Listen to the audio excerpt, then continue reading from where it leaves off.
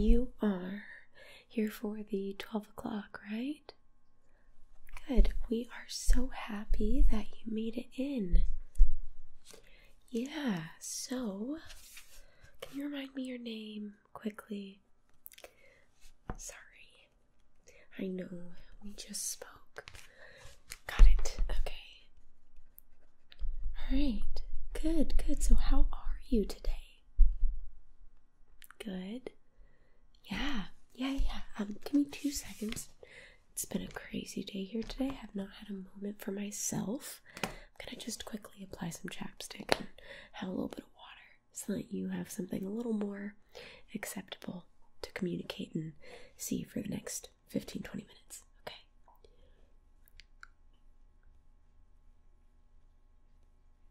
I don't know if you've ever tried this chapstick, but this one is Burt's Bees Ultra Conditioning. It's good stuff. Really helps get rid of that dehydration. Okay. Yep, I've got you right here. Alright. Hi. Thank you for dealing with that slight disruption. Okay, so I know this is a bit atypical, but here at our pet foundation, our pet rescue, we really like to meet our fosters in person rather than just kind of approving via an online application. We've heard a lot of horror stories, and these animals have already been through a lot, so we want to make sure that they're getting placed with the best temporary families, sometimes forever families in fosters. Okay? So we're really happy that you came in. Already a great sign. You would be so surprised at the amount of people that will totally disappear the second we ask for an in-person. So, already getting some brownie points there. So, I've got the application pulled up here. We're just going to go over a few of these questions, but I know you've probably looked over this application, but I want to go over each and every question together in person, okay? And I'll just be taking notes here. Alright, so first question, how did you find our rescue? Oh, no way. That is so wonderful. So one of your friends ended up taking the pet in? That is so great. Sorry, you might hear my little guy over here chewing his bone. Might add to a little bit of the calming demeanor I'm going for today in the office. Okay, good. Okay, so we've got that down. Alright, so let's just make sure I get some of the basic information down. Could be pretty important here. Okay, so we've got your name, and do you have a home phone, landline? I know they're not as popular today. No problem. Okay, what would be your cell? Got it. Okay. Perfect. And that was 7658 at the end? Okay, good. And the home address? And yeah, I'm ready when you are. Okay, got it. Yeah. Is there a unit number? No unit number. Okay. Yeah, got the city. And what's the zip? Good. Oh yeah, you're not too far from here. Good. This could be really great. Okay, and if you could give me a good email for you, although I think we have it on file. Is it the same one we were talking on today? Okay, good. I'll just put refer to help emails. Okay, good. I just like to make sure some people reach out through a work email or something like that, so just want to make sure we have that down good for you. Alright, and your date of birth. Okay. Good. Okay. Alright. Well, so far there are no red flags, you would be pleased to know. Alright, and do you want to put an emergency contact? We can do this later beyond approval. We just like to give that option just in case. No problem. We can do that later. Yes. Okay. Alright, so let's go ahead and start with all of the family members or roommates that will possibly be living with you and the animal. Okay. Oh, you live alone? Okay. Okay. So no roommates, no family, nothing like that. Okay. And again, it's not a problem if you did have family living with you or roommates, but we like to get an idea of who they are, how they feel about the animals moving in, and really make sure that it is a safe, welcoming environment, because as you know, these animals are already quite traumatized and a little bit shell-shocked, so we just like to make sure they get the best placement possible. Okay. So we would have asked if anyone was allergic, but I'll just ask you. Are you allergic at all? Okay, slight cat allergy. Oh, but you have a cat. I feel that most cat owners end up telling me that. They say, I am extremely allergic to my cat, but I deal with it. I'm like, props. I respect that. Alright, so this is going to be a bit more of a personal question, but I am curious, what makes you want to foster animals, and let alone foster animals for our foundation? This is not a trick question. Let's more so just focus on why you want to foster. Okay? And I'm not going to take notes on this. I might write one or two things, but for the most part, I just want a good, genuine response. Okay. Yeah, that's wonderful. I respect that. That is definitely very commendable. So what age was the dog when you got it? 13. Wow.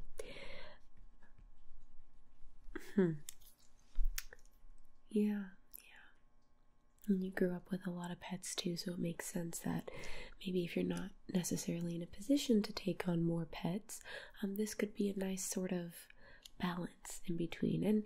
And really, people that foster are heroes. We always say that fosters and adopters they're saving two pets.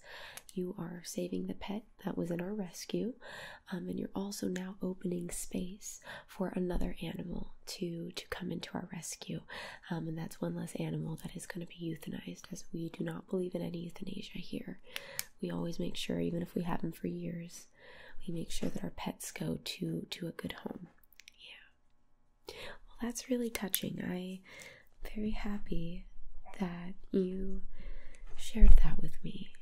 Alright, well, let's go ahead and get into more of the nitty-gritty questions, things about the home condition, backyard, work schedule, things like that, okay? Alright, so first things first, do you live in a house, condo, apartment? You live in a house? Alright, good. Yeah, I figured because there was no unit number, but I just always like to ask to be sure. And do you own the home or are you renting? Renting. Good. Okay, so with renting, we usually need to get some form of approval from the landlord to make sure that they are okay with you having a foster pet. You'd be surprised. There are a few landlords that will be completely accepting of you owning a pet, but when it comes to a foster, I don't know if it's the sense of it being temporary that makes them shy away, but that is a common issue that we come across. So do you have permission? You do. Okay. Is there any way that we could just get that in writing, just so that we can make sure that you don't end up in a wind, and neither do we? Yeah. Okay, good. Yeah, so if you could just have that by approval, or on the day that you're picking up the first pet. A few days before, give or take, could be the most optimal. We can discuss that later. As long as you can get it in writing, we are not concerned, okay? Alright, and does the house have a backyard? Not front yard, specifically focused on backyard. If you do have a front yard, we need to know that it is fenced off and completely incapable of an animal getting in or out. Okay. Alright, so you do have the yard, and it is fenced. Great. And you said it was a backyard? Good. Okay. Cool. That's great. And if you had to guess, what is the height of the fence? Just in case we do match you with a larger dog, we want to make sure that they can't jump over. We've got some wild ones. Okay. All right. You would say between 5 to 7 feet. Okay. That should be good. Ideally, more on the 6 to 7 foot side, but that should be good. Okay. Good. Okay, and this is pretty important. Does your backyard have a pool? No. Okay, good. So far, you are meeting all of the requirements, so that is good. Okay, so let's talk about some of the animals that you would be interested in fostering. So obviously we have a wide variety of cats and dogs, all different shapes and sizes, and most importantly, all different ages. So we have bottle kittens, we have babies that were weaned from their parents. So we've got adults, we've got weaned kittens, we've got mothers and their babies, we have seniors, and we also have bottle kittens that very often need to be with the foster as they need overnight care and somebody to kind of be watching over them all hours of the night. So that applies to all of our dogs and cats. And on top of that, we would need to know if you are comfortable administering medication. Most of the time, it is typically a topical ointment or a pill in which you could add into a pill pocket, and as a foster, we will supply you with all of those things, but there are some people who are uncomfortable with that, and that's not a problem, but we just want to make sure that we have a good idea of the type of animal that we are going to be setting you up with. Okay, so when it comes to cats, I know you mentioned you have one at home, and you do have an allergy. So how is your cat with other cats? I know that there's that period of adjustment, but do you feel like they would get along? Yeah, I would give it 2 weeks of separation and isolation for the new cat coming in, and you can slowly introduce them. But if your cat is friendly with other cats, I'm not immediately concerned. We'll make sure to note that so we can pair you with other cat-friendly cats. Okay, so you're comfortable with across the board. Okay, so we'll do no moms with kittens.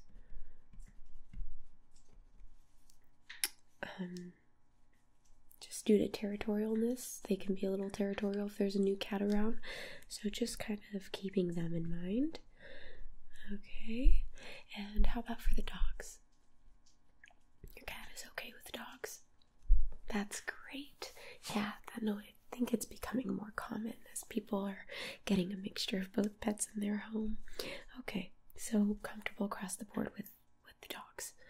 Okay, good. Yeah, so I would say if you ever do end up having a mom and her babies, I would keep the mom completely secluded in her own room. Likely she will not be too aware of the cat scent to feel territorial or possessive or aggressive with her babies. But those are all situations that can be discussed if and when they come up. Okay? So, when it comes to the quarantine period of 7 to 14 days, how would you be isolating them? Do you have a specific bathroom, bedroom? Oh, good. Okay. So you've got your main bedroom, you've got an office, and you have a guest room. Okay, so I would say, does the office have a lot of cords, things that they could easily rip up or try to mess up with their little teeth? Yeah, so I'm thinking guest bedroom. And in that room, just like I mentioned, I would try to remove any wires, or really just wires, and any fabrics that you particularly care about. But I think that would be the main concerns. Yeah. Good. Okay, great. And where would the pets be kept during the day and at night? Okay, so during the day, in the living room, all doors closed. Okay. And no access to the backyard, correct? Good. Okay. Yep. Perfect. Okay, I'm running out of space on this paper here. Let's see.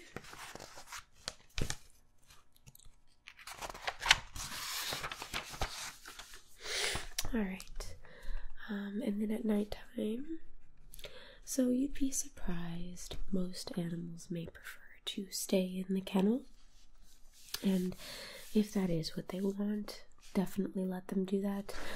However, if you are comfortable having them sleep in your bed, it's also a very welcoming thing to do, so entirely up to you if you want them to sleep off on a dog bed, but we do always recommend having them sleep in the same room as you, as it does just help with kind of feeling like they're a part of a pack. Okay, good. Yeah, so we can agree on that. Yep. Okay, good. And how many hours of the day are you usually away from home? No more than 5. Oh, good. So, is it a part-time? You're able to get on and off as you please? Okay, good. Yeah, 5 hours. No, that's fantastic. We're used to 8. But we just like to make sure that they have a pretty consistent schedule and are pretty familiar with their hours and things that they're away, because we don't want the pups away or without care for too long. Pups or cats, sorry. Okay. So current pets, let's go over this. You said you have 1 cat. All right. And how old is the cat? 4 years old. All right. And is it spayed or neutered? Right. Okay. Neutered. Good. That's another reason we want to avoid mama kitty with a neutered male coming out of nowhere. Not even neutered, just another male cat in a new environment. She'd be quite intimidated. And is your cat an indoor-outdoor? Just indoor? Just outdoor? Indoor only. Good. Good. All right. And it is both dog and cat friendly. Basically a dream kitty. Okay. Perfect. Alright, let's move right along. Alright, and so for your cat, are they currently up to date on all of their vaccines? Rabies, FVRCP, FELV. We just want to make sure cat is completely healthy and up to date there. Okay. And you don't have any dogs, so we don't have to worry about bordetella or kennel cough or any of those things. Alright. Alright, so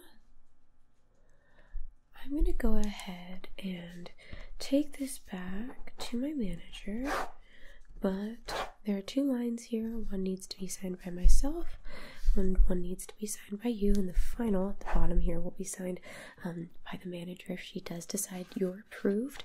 But honestly, you have been absolutely lovely. I could not think of a reason why we would not take you on as a foster. I really think that you're going to be great for our program, so I'm going to go ahead and take this back to her, but I will let you know you've at least been pre-approved by me. So I'm going to go ahead, sign my name down here. Okay. And you can just go ahead and sign here for me.